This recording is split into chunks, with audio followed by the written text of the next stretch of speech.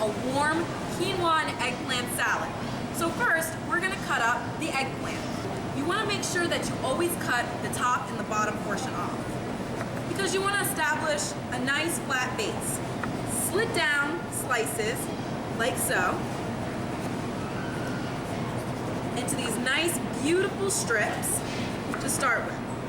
And then you're gonna turn it and make lengthwise strips like this. And then you wanna turn it this way and cut it into more cubes. And then you can stick it into your bowl. Now you wanna leave the skin on because that's gonna provide most of your fiber. Now, the next part of our salad recipe is using quinoa. It's very important to wash it first. I know some of these quinoas in bags say that they're already pre-washed, but just to make sure, wash it so you can get off that bitter taste on the outside. Then, when you cook it, it only takes 15 minutes, so you don't need to leave it in the pot after it's finished cooking because then it'll start clumping up.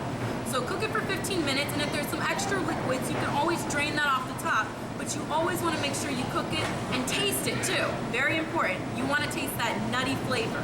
Now you want to add a little bit of olive oil to your pan, to your saute pan, and let that heat up a little bit over medium-high heat. And once it's warm, then you can add your eggplant and your red onions that are diced up into nice wedges.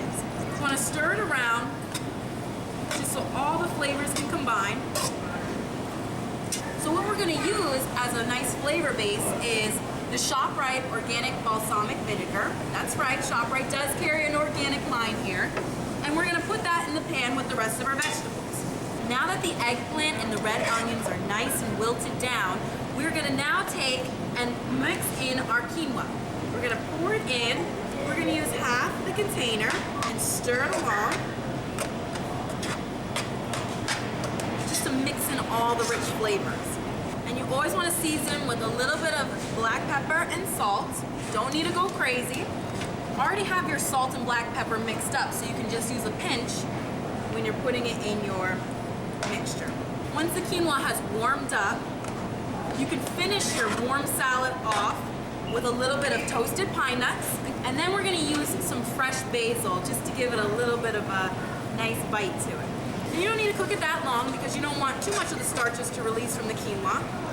So once it's all mixed together, you can take it off your heat, making sure you turn off your range, and you can serve it hot or you can serve it cold.